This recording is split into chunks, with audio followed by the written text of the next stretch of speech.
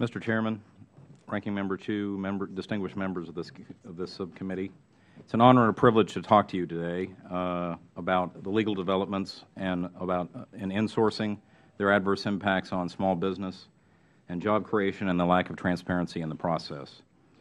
More specifically, I have been asked to talk to you today about the recent decision by the U.S. Court of Federal Claims and Hallmark Phoenix 3, LLC versus United States.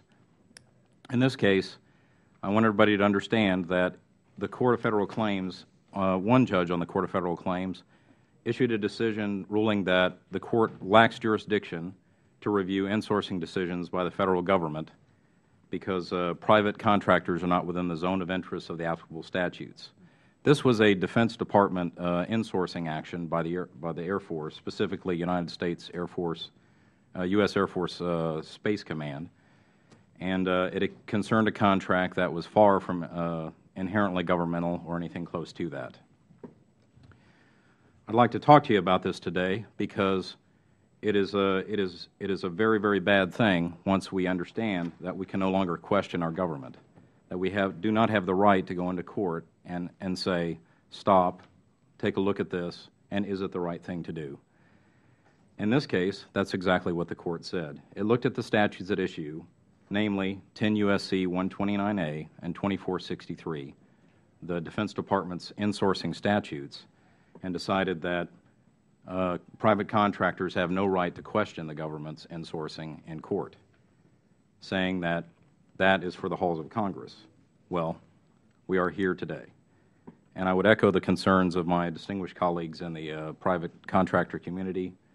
I see the same things where I am. For several contractors, I represent several that have been subject to insourcing, and it is interesting to talk about Hallmark today because that is an excellent example of insourcing gone awry. The Hallmark contract is a transportation contract and vehicle maintenance contract. It has it does not concern weapons. It does not concern policy making. It was competitively awarded. The contractor has no adverse performance history. In fact, did a very good job. And from what we can tell, they were doing the work in a very, very cost-effective manner. That was the statutes at issue that we're talking about require the least cost form of manpower, either military, civilian, or private contractor, when you're looking at whether or not to do insourcing. The Court, when it was looking at it, said that, well, no, you cannot look at, you can't question the analysis that they did because you're not within the zone of interest in legal parlance. In other words, this statute was not passed for your benefit. But when you look at 10 U.S.C. Section 129A, it does say, and it mandates from Congress, that the least costly form of manpower be used. And it specifically states military, federal civilian, or private contractor.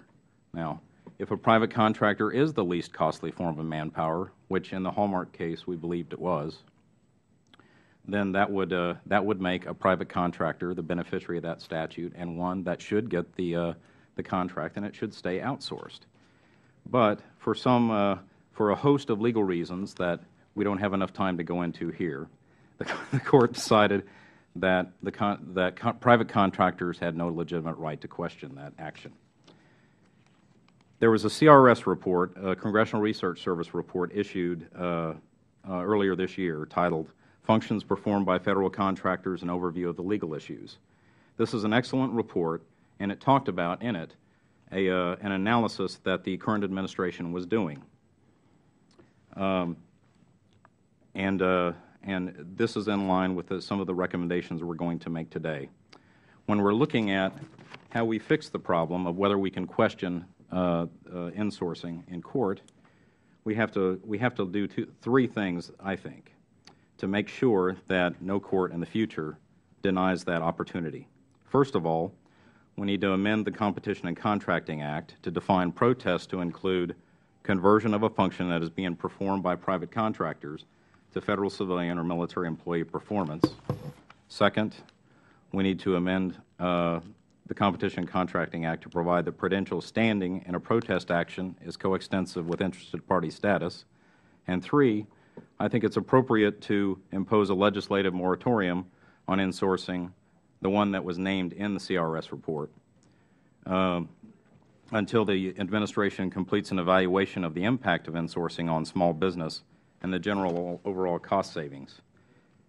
This is key because when you look at this, when in the Hallmark case, when we talked to the people at Air Force Space Command, we learned that they had not asked any of these questions.